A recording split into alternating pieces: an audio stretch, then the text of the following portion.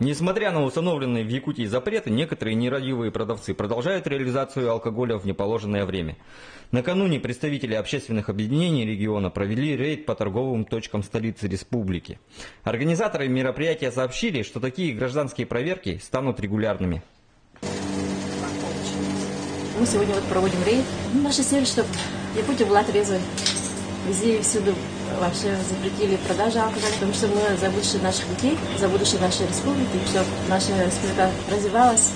Рейд проходил в режиме «тайный покупатель» или «на живца». Были проверены 5 магазинов, в 3 из которых водка и пиво были куплены без проблем.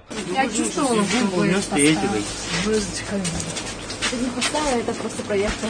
Продавщица магазина по улице Губина говорит, что продавать алкоголь ее вынуждают обстоятельства. Девушку понять можно, тем более, что по сложившейся системе виновата будет именно она. Владельцы магазина в 9 случаев из 10 выходят сухими из воды.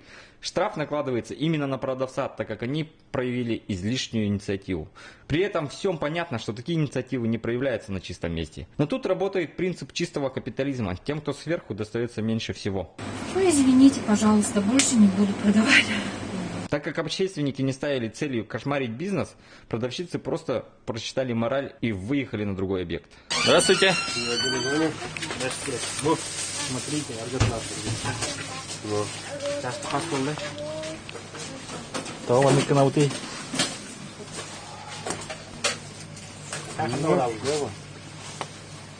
Девушка, можно вас?